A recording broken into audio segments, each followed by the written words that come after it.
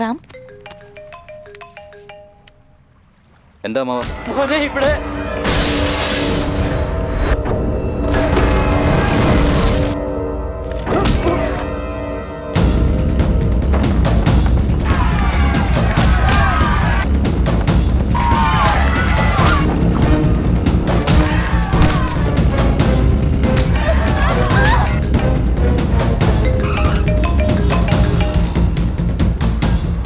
Hello.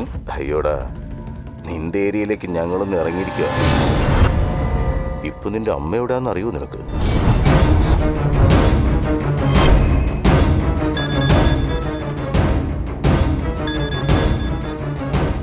അമ്മേ അമ്മയെ കാണണോടാ? നിന്റെ വീട്ടിൽ തന്നെ ഉണ്ട്.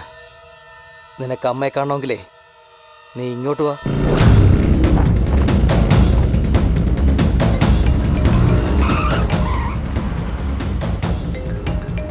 ഹലോ. നിന്റെ സെലക്ഷൻ നന്നായിട്ടുണ്ട് മോനെ. മഞ്ജു ഇപ്പൊ അവൾ എവിടെ ഉണ്ടടാ? നീ ഇവളെ ഇവിടെ വിട്ടേച്ച് പോയത് എന്തിനാടാ? ഇവളെ ജീവനോടെ വേണമെങ്കിൽ ഇവിടെ വാ, ഇല്ലെങ്കിൽ മോനെ.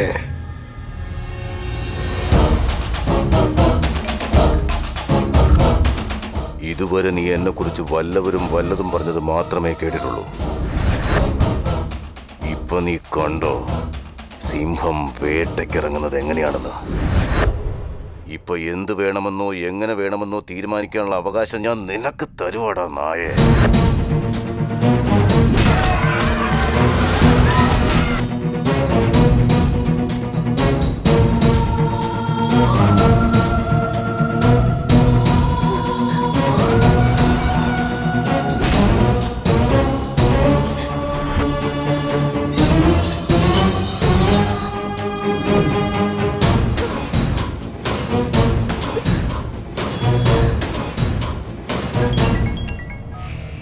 പറടാ, എവിടെ ഉണ്ടണ്ണ? എന്തു പറ്റി? വന്നണ്ണ അവനിവിടെ നമ്മുടെ മോളുമായിട്ട് പന്ത് തട്ടിക്കൊണ്ടിരിക്കുക.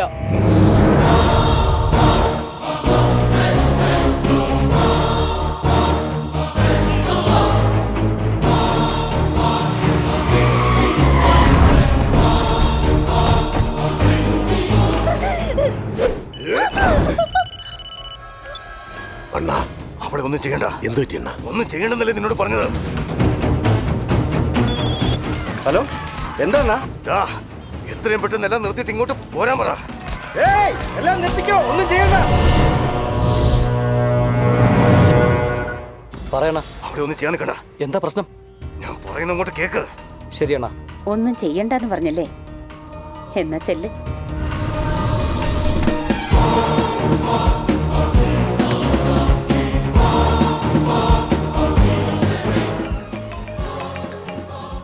എന്താടാ, നിന്റെ വേട്ട അവസാനിപ്പിച്ചല്ലേ? നിന്റെ മോൾ എത്ര ഭാഗ്യമുള്ളവളാ. നിന്നെക്കുറിച്ച് അവൾക്കൊന്നും അറിയില്ലല്ലോ. ഇപ്പൊ നീ ആ കോളനിയിൽ നിന്നൊന്നും ചെയ്യാൻ പറ്റാതെ തോറ്റ് പിന്തിരിഞ്ഞോടി വന്നപ്പോ അവിടെ ഉള്ളവർക്ക് ഒരു കാര്യം മനസ്സിലായി: നിന്നെ കൊണ്ടൊരു കോപ്പിനും പറ്റില്ലെന്ന്. ഇനിയിപ്പോ ഒന്നേ ബാക്കിയുള്ളൂ, ആ ഏരിയയിലുള്ളവരെല്ലാം നിന്നെ പട്ടിയെ പോലെ കൊല്ലുന്നത്. ആരെയാടാ നീ ഉടുക്കൂട്ടി പേടിപ്പിക്കുന്നത്? ആ നാറികളുടെ അടുത്തേക്ക് വാടാ. വാ, അങ്ങോട്ട് വാടാ. നിനക്ക് ഞാൻ കാണിച്ചു തരാം ആരാരെയാ പേടിക്കുന്നതെന്ന്. വന്ന് നോക്കടാ കൊള്ളനായേ. നിങ്ങളിൽ 10 പേരെ എതിർക്കാനുണ്ടെങ്കിൽ ഇവരെ പോലത്തെ 100 പേരെ നേരിടാം. അങ്ങനെ നിങ്ങളിൽ വരും 100 പേർ വിചാരിച്ചാൽ മതി ഇവനെ പോലെയുള്ള ആയിരങ്ങളെ നേരിടാൻ. നിങ്ങളെ